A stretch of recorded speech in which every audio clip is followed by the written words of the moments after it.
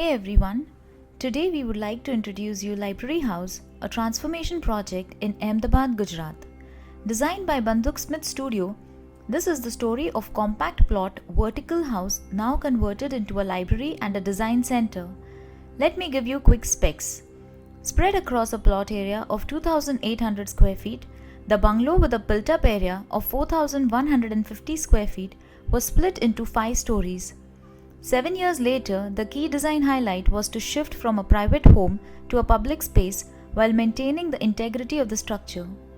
A 5-story bookshelf running through the length of the building acts as a backbone to the library. If you want to know more about this project story, click on the link mentioned in the description below.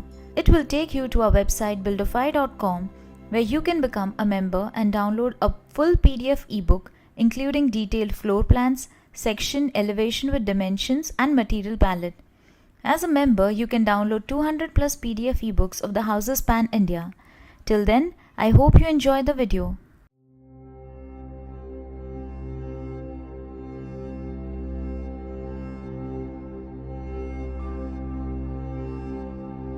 It wasn't quite a house, it was between a house and a building.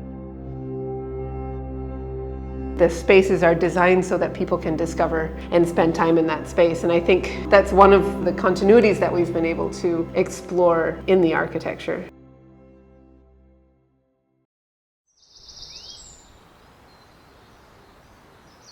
So originally this project was designed as a single-family house.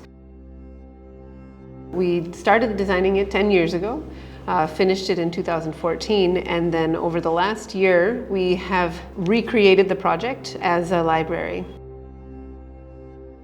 It's in the center of Ahmedabad, next to university campuses. It's in a neighborhood where the FSI had recently gone up. So instead of a bungalow, the client wanted to try to create a bungalow that was vertical. It went through 2 owners. It became a commercial space, an open office kind of space, and now we've made it into a library. This is an extremely small plot. It's a 12 by 18 meter plot approximately. Once you have a setback, we have 6.5 by 12.5 meters for the floor plate. We wanted to make a building that could take care of vertical circulation, but basically it didn't need any movement horizontally. We've got a lift that runs near the center, and then we've got a staircase that runs along the lift. They share a lobby, and then we shifted the staircase to the terrace.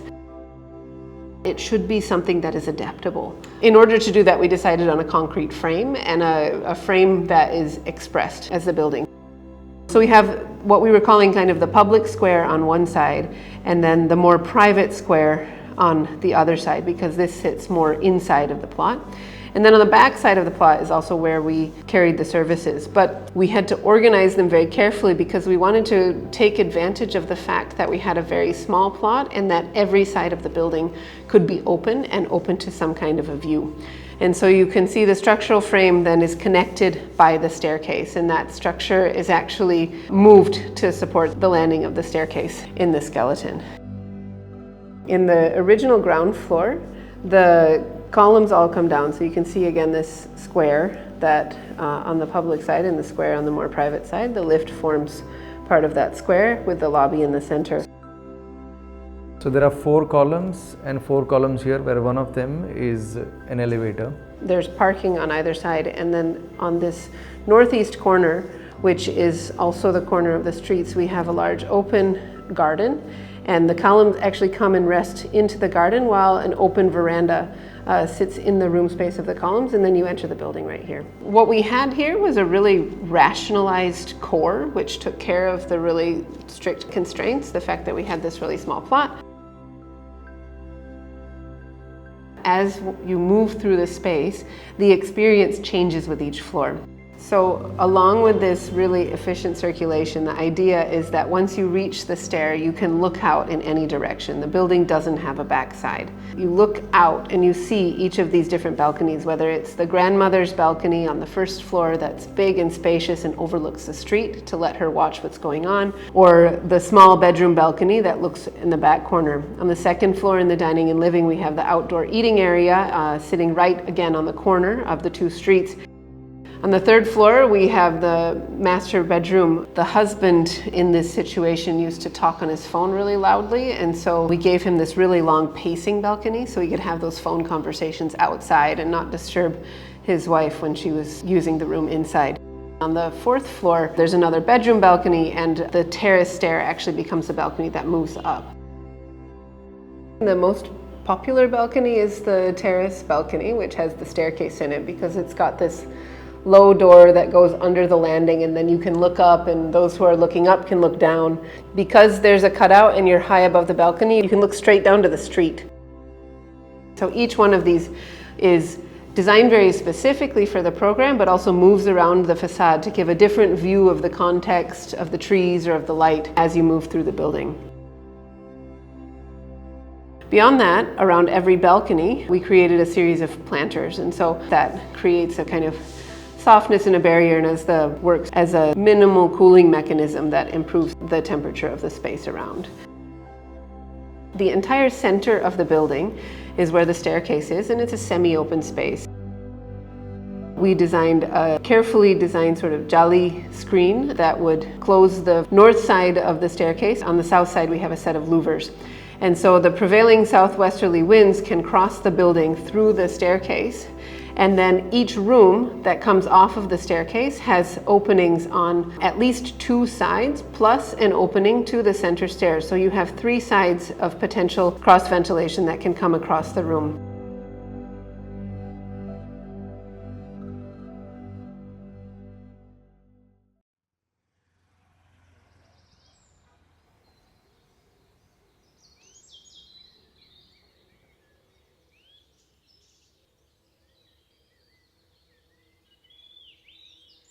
In the private space, it was about creating that open veranda with a garden. But when this became a public space, as a public library, then we also had to think about how people would gather in it, how events would happen, and how that could be something that happens within this plot, but also is a bit protected from the neighborhood. Here is an opportunity where we're not going to go back in time to rebuild everything that is broken down, but can we take this forward and repurpose it to the needs that we have now? If we start with a notional boundary wall, we said, does it have to be just a boundary wall, or can it become something more? Why not make some steps, which created this idea of amphitheater. On the ground floor, there's an open amphitheater and the entry registration for the building. The first floor is a podcast and a filming space, as well as the admin room. The public spaces of the building actually start from the second floor, and so there's a gallery on the second floor, and then the third and the fourth are both library spaces. One floor for gallery will never be enough. And so every space in the building had to be able to accommodate all of that. So we had to add a lot more layers, but then we also had to have a lot of restraint in the kinds of systems that we chose and the materials that we chose.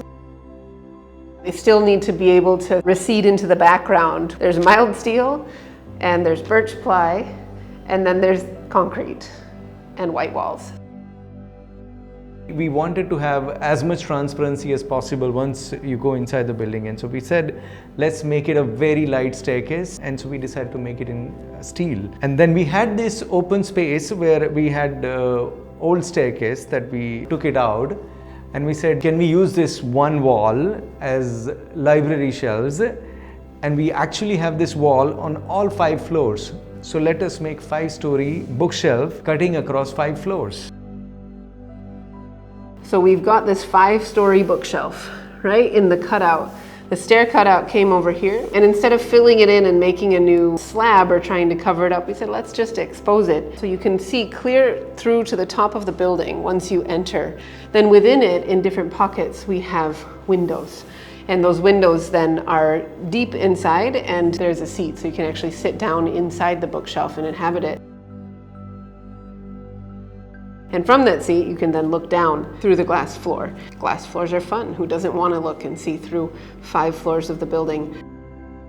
This comes to the attitude that we wanted to take towards the existing building. With everything that we inserted back into the building, we took a position that we're going to allow the civil construction, let that stay as it was, not try to hide some of the flaws or some of the irregularities that were there from before. And everything that we add will attach cleanly to it. So we're inserting new materials and we're inserting them in a way that we can see where the old and the new come together. The shelves themselves are mild steel plates that are cut with a water jet, so they're very precise. But then the building itself isn't, so we actually had to use a framing system that outlined all of the building elements, basically the windows, the beams, and the columns, and created perfect rectangles within which we could fit the different water jet cut steel plates. And that's how we sort of built this giant 5-story shelf together, and then by the bottom on the ground floor it comes down and it actually hangs down just below the floor. The building itself has 2 types of windows, these deep windows that you have to sit in to see out. You've actually got almost 4 feet of space, so really if you're standing you can't see out of them, you have to be in them to see the outside. So it's this very personal experience. What that does for us now with the bookshelf is it actually helps to exaggerate that feeling of not knowing quite where the floor is and the sort of vertical nature of the bookshelf. And then the other types of windows we have are these really big floor-to-ceiling glass systems which come at all the balconies. In the in-between sort of commercial version of the building, those glass systems had been moved out. We decided for this public building that it would be nice to move them back in so that you could sit on the balconies. But in moving them back in, we didn't move them all exactly to where they were before. Like on the 4th floor, we pulled it in a little bit further from the stair and a little bit out from the stair so that we could have a cleaner relationship between the water that comes down the stair, the last step, and the movement inside. On the 3rd floor, we wanted more space in a couple of areas, so we made a slightly smaller balcony that moved, where the glass facade moved in through the space. So these are other moments where we could take a very simple system, cleanly touch it to the old building, but then it gave us a flexibility to sort of play around with the new needs that we had from the program.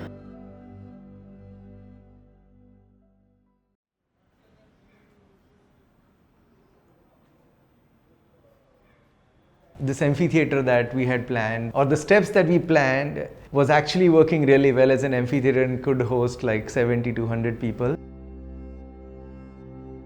It also felt like a nice place to actually have a cafe there, which was originally planned on the terrace. And so we said that we need a small kitchen on ground floor, and so we built this really nice kitchen that opens itself up when the cafe is on and closes at the end of the day. Interestingly, the performance happens kind of in this corner. We've got a column that gets in the way of the performance, but it was conveniently sort of located to block the corners. So we actually took this lower here. People who hang out here, it's kind of a little bit less pressure, right? They don't have to pay so much attention and they can sort of hide in the back. And that's actually how it functioned in the weekend. That's where the people would sort of talk. Because this is a public building, we did have to look at different users' accessibility. We originally designed the building for an older couple, so we had already considered lift location and access. The main entry to the building is a ramp graded at 1 to 12, so it's convenient for wheelchairs, even if they're unassisted, to come. So we have even a second entry, so the amphitheater, which is otherwise a set of steps, is accessible to any type of access through a smooth surface. And then we have another access that goes through the back and a handicap accessible toilet that comes at the ground floor. We have standing console heights on most of the floors for access to the catalog, but then we also have lower heights which are accessible to children or to wheelchair users on the 4th floor for viewing the collections. And then we have different types of furniture, whether it's bar height furniture, table furniture, or children's furniture throughout the space. So now that the building is done and it's open as Arthshila, a lot of the intentions which were to make this into an art, architecture and design library that brings together not just design crowd but also people from all spheres of life. It feels like a library. It has everything you want to explore, but this idea of flexibility, you can move around in different parts and look at different things as if you're like lounging around. It's a balance between the architecture, but it's also because of the way the program has been set up. A lot of thought went into this. The spaces are designed so that people can discover different books and find places right away to read them and spend time in that space. I talked to one person who went to the opening, and then the next day we showed up at 5 o'clock and he's like, I've been here since noon. I just couldn't leave, because there were so many interesting things that he was finding. There was a in-betweenness about the typology, that it was kind of breaking boundaries, which it still is doing. The whole idea is that you go to a place, you intend to go for one thing, and then you see another thing, and then there are places to talk about, there are people that you meet, which in a place like Ahmedabad, we don't have many. There is a seriousness to what they are exploring, and then there is this very informal aspect to them hanging out here, and it was quite nice, the way they were belonging in this space.